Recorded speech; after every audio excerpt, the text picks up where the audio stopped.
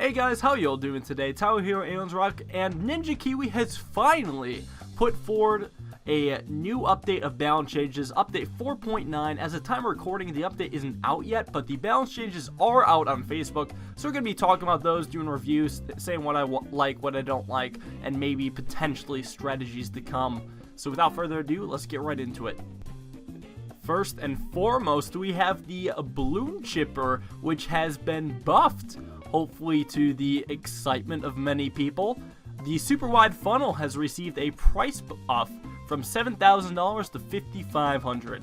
Now, unfortunately, this isn't what most people were expecting. Super wide funnel, they were hoping it could start sucking up ZOMGs again after Ninja Kiwi got rid of the ability for the chipper to do that in 4.1.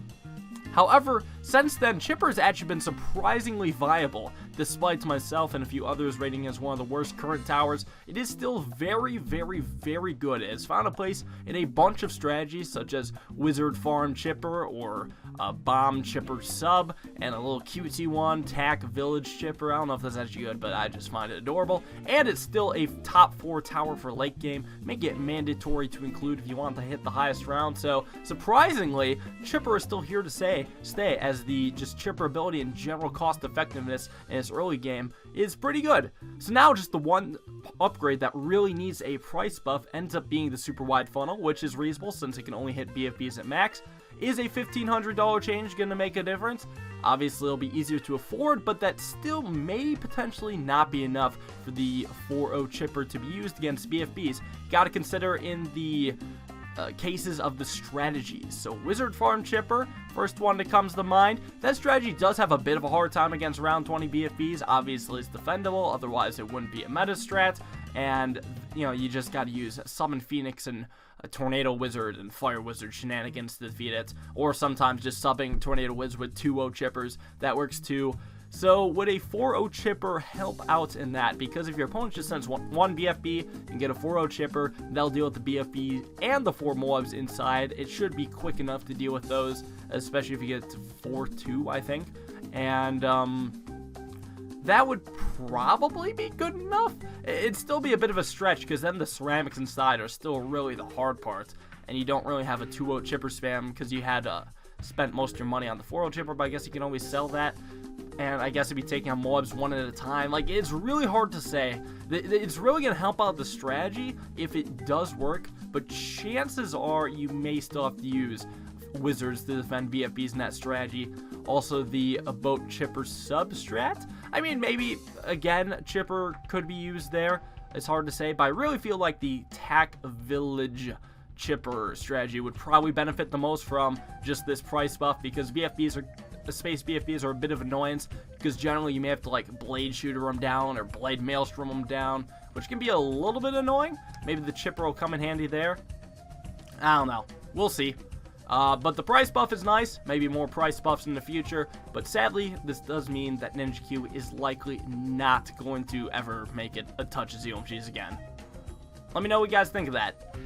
Next up, we got the Monkey Engineer, which has received 3 minor price buffs. First one is that the base cost has been decreased from 450 to 400. The next one is that the 0.2, the larger service area price, is decreased from 500 to 475. And lastly, the overclock price has decreased from 7,500 to 6,000. So first off, the base price is probably going to be the most impactful out of the 3. Engineer is not really used outside of Ninja Farm Engineer, which is a bit of a shoddy strat in itself, and maybe just random eco strategies, like if you want to counter Cobra. And I mean, Bloon Trap is always still good too, so I feel like Engineer is just good for eco. Having the base price be 50 less will certainly make a difference. It'll make it slightly easier to greed. Will it make strategies viable that weren't viable before? I'm going to say no, but it's going to take current strategies and just make them a touch better, which I think is nice. So this larger service area is shit, and it will always be shit unless if it costs like $50. So obviously, I'm not the happiest about that just $25 price touch. Because I imagine Ninja Kiwi just saw the request, and you're like, okay, I guess we'll humor them, although we think this upgrade is balanced. I'm like, no, it's probably, besides Pursuit, the worst upgrade in the game. So then Overclock is actually a pretty interesting one, because it's another $1,500 price change. So I mean, all big changes like this are always worth considering. For those who don't know exactly what overclock does, basically it makes a tower attack for 1.5 times its speed for about 60 seconds, and the ability cooldown is also about the same time. So generally, if you have an overclock, you can make a tower permanently attack 1.5 times its speed. Now, you have to figure out, well, is this ever going to be useful? Because instead of just making a tower attack faster, why not buy more of the same tower? So there's a certain price where it's useful.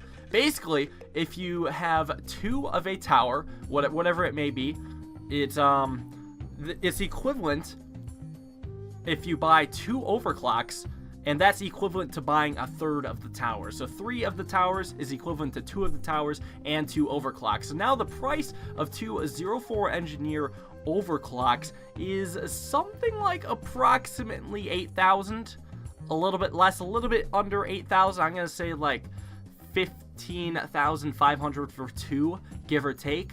So basically, for this guy to be effective on a tower, it needs to be affecting towers that cost more than 15,500, because otherwise, if it costs less, then you'd just be better off buying 1/3 of one of the towers and not buying the engineers. So what towers are worthwhile to be overclocked? Ones that come to mind, most decent super monkeys, like 3rd tier super monkeys, but you don't want to use that because lack of camo. Spectre, alright, fair. The Apache dart ship seems fair, although it's kind of close in price. I'm drawing a blank. I mean, 2-4 Dartling gun, I guess? I mean, yeah, there's a lot of really expensive towers out there, but they're generally not something you want to use with the Monkey Engineer. I mean, maybe Monkey Engineer Farm Ace Engineer Farm Heli Pilot. I mean, it's a bit of a stretch. Farm's mandatory in these strategies, though, just because farm is so good. So it would have to be engineer farm something. You'd have to think of a reason for it to be worth it, and I'm just not really seeing it here. One thing I kind of would like for the overclock to be changed to is that the ability would make the tower attack twice as fast, or like 1.8 times as fast, as opposed to 1.5 times. Then we'll be seeing more and more cost effectiveness out of the tower. Next up, we got the Sniper Monkey, which has received 2 price buffs. The 2.0 has been reduced from 1,800 to 1,400, and the 3.0 is reduced from 3,500 to 3,200. So I mean, that's pretty cool. 2-3 snipers, the $400 cheaper right now, and the 2-3 sniper is probably one of the more useful snipers, except for Cripple Moab. So I mean, if you get a 2-3 sniper for mid-game, if you like doing that, it's a bit more cost-effective now. You have a reason to get a 2-3 sniper instead of a 1-3 sniper, which I think is an excellent change. I wouldn't be surprised if people try it out and then find out it's probably still not worth it. And then the 3.0 is a really bad upgrade. Just one-shotting a ceramic doesn't actually have much practical use in battles. Sure, it's nice to think about, but really, it's just the stepping stone to Cripple Moab. So basically, it's a $300 price buff to Cripple Moab. Certainly not bad for Sniper. Sniper's just been getting a lot of buffs lately and still has not really been peeking his head into the meta. I mean, it's a cutesy 4th tower, I guess, but that's really about it. Maybe there'll be some eco strategies with Sniper, or maybe a farm strat on a short map. Like, I keep saying Sniper would be great for short maps, but that never really happens. Seems a Heli Farm Boomer's the way to go on short maps. But I digress. Still, these price buffs are nice to see, and it'll be fun trying it out. Alright, now here comes the most controversial change of the set. I would say the 4-0 Bloon Jitsu Ninja Monkey price has been increased from $2,750 to $3,000. Some people are saying it's needed. Some people are saying Ninja wasn't really that OP. Let's talk about it. So it's a $250 price change, which can be significant in some strategies. First one is Ninja Farm Mortar, which has been a pretty strong strategy ever since 4.1 has come out. Ninja Farm Mortar is pretty good, and it generally relies on getting a Bloon Jitsu pretty early. Round 11, around 13, somewhere in that round, so you take care of white balloon or rainbow balloon rushes, you know, in conjunction with like a 2-3 and a 3-1 mortar, or 0-3 and a 3-1 mortar more likely. So you have that guy. So $250 in like the early-ish game can make a bit of a difference. You know, it can slow down farming by quite a bit, potentially up draining. I mean, that could make a pretty big difference. So I wouldn't be surprised if Ninja Farm Mortar gets slowed down, even to the point of not being used except on longer maps. So that'd be interesting to see what happens there. Otherwise, there's Ninja Farm Engineer, which doesn't really utilize the Bloon Jitsu until we get to Moab territory. The Bloon Jitsu will still be excellent against Moabs. I mean, it always has been. Fortune Ninja just absolutely shreds them. By round 18, the $250 is less of a deal than is by round 11, 13. So that strategy will be a bit less gutted. Also, eco strategies involving Ninja generally don't get Bloon Jitsu until Moab times as well. Like, if, for example, Ninja Ice Village, you generally rely on more ice shards for mid-game rushes and all that. So, likewise, $250 might slow you down a little bit, but not to an extreme extent. I don't think this is going to kill any strategies, and obviously this won't bring in any new strategies. Still, it's probably going to be harder to navigate Ninja Farm Mortar. Next up, we got the best tower in the game. You know, the good old boy Glue Gunner. He's got some price buffs. 0-0s from 300 to 225. Glue Soak 1-0 is from 200 to 150. And the 3-0 is from 3200 to 2900. And honestly, I'm just going to be blunt with you guys. Glue is still going to fucking suck. I mean, yeah, the lower tier, it costs like fucking $125 less. That's really not going to help too much. I mean, maybe you can get a 2-2 quicker and then still lose to red balloons. And then Bloon Dissolver is probably going to be still kind of bad. The main synergy, I believe, with the Glue Gunner is the Village. The Village glitch works with the Glue Gunner. The Village glitch is going to be patched in this update, so Glue won't be able to use that as a crutch. So basically, the 3-2 Bloon Dissolver is once again going to suck at complete donkey balls and not even defend a Reaper Ramble Rush, which is a damn shame. So, unfortunately, this $300 price buff isn't going to change much, and the tower as a whole will probably still struggle. I don't think it's ever going to affect mobs or anything like that, but it would be nice maybe to just see further price buffs and, like, maybe an attack speed buff, something like that. Just something more drastic, because Glue really needs help right now. Next up, we have the Monkey Buccaneer, which got nerfed and buffed. So the nerf first is the 0-1 Grape Shot price increased from 500 to 550, and that's a small change. I mean, Grape Shot's obviously very good early game. The 0-1 Boat now costs a total of 1,000, which puts it pretty much on par with the Trip Dart. It'll still pop more than a Trip Dart, but with the caveat of only being able to fit a few underwater. So, I mean, you know, it's still good for greeting and all that, but it has its pluses and its minuses. That being said, I don't think that nerf will really kill the boat at all. It still has its saving grace, the Destroyer, to make up for the fact that it's a little bit harder to greet early game. You can just greet more mid-game with the Destroyer. Still, I mean, I think it's reasonable here. Then we got the buff. The aircraft carrier price is decreased from $9,000 to $7,000. And the aircraft carrier is god-awful. Most of the time, you're just better off keeping the Destroyer. And even if the aircraft carrier costs like 0, it would still be better to keep the Destroyer, just because the Destroyer has pretty nice pop and power. The aircraft carrier is really inconsistent. So the $2,000 price change, I mean, sure, it's technically better, but nobody's going to use this upgrade still. I would recommend either buffing it further to like 4K, or adding some more flying aces and seeing if that makes a difference. Next up, we got the Monkey Village, which has a buff to the 3-0 Monkey Town. The price is decreased from $10,000 to $7,000. So, I mean, this is basically just a slight eco buff. Most eco strategies do use Village because Village is just kind of a farm replacement, plus it allows tact shooters to get camo detection, and tact shooters are a fantastic eco tower. So, if you're going eco, you'll probably have Village, and you'll at some point buy the 3-0 Village just so you can get even more eco. So, it's $3,000 cheaper to get that, which I think is nice, but I honestly think this upgrade is still overpriced. A reasonable price for me, I would say, is like $4,000, $3,000 for this guy. It's somewhere in that ballpark, because really it doesn't do too much, and the upgrade afterwards also costs a lot and doesn't actually provide too much pop and power or anything like that. I just feel like that part of the village is extremely overpriced. Still, I mean, helps out Eco a little bit. Assuming Eco actually makes it to that stage of the game. Eco still may have a hard time defending early game, so that if there's literally no working Eco strategies, this guy will see 0 use. Next up, we got the Boomerang Thrower, where the turbocharge ability has got a nerf. It received the Fan Club treatment, where the duration of the ability has decreased from 10 seconds to 8 seconds. So there's been a lot of complaints that turbocharge is literally unbeatable, at least until you get to a point where you can maybe send like space VFBs or fast cool mobs, and I actually have to personally agree with that notion.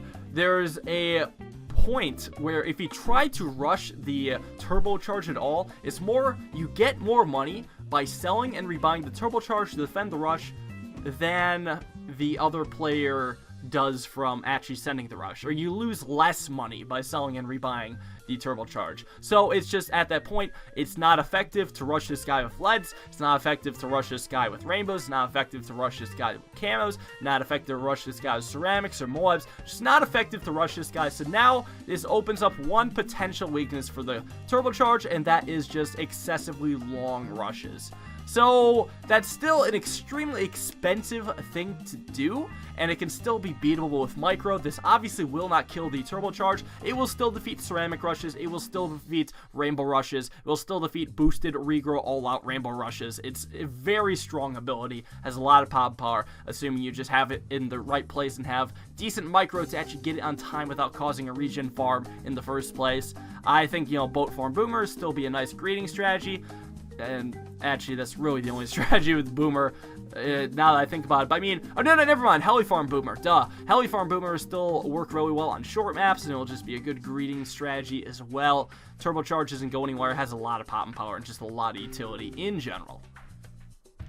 And the final tower change is the Bomb Tower. It's received a change that I really like, and I'll definitely be experimenting with it a lot. So the 0-4 Moab Assassin, the ability, the damage increased from 700 to 1,000, a 300 damage increase. So how big a difference will that make? Well, now round 22 ZOMGs, it just takes 2 Moab Assassin abilities for the Bomb Tower to knock it down to BFBs, as opposed to 3, which was needed before. And then once ZOMGs get stronger on round 32, it takes 4 abilities as opposed to 6 before, which is a huge change. I think is really nice. Bomb has been underused as a third tower for so long. I mean, Dart Farm Bomb used to be a thing. Now maybe that could see a resurgence. Maybe Heli Farm Bomb could also work. Just that general idea. Maybe even a Wizard Farm Bomb. I don't know. I'm just speculating here. It would be really cool to try that out, see how well the Moab Assassin buff works out.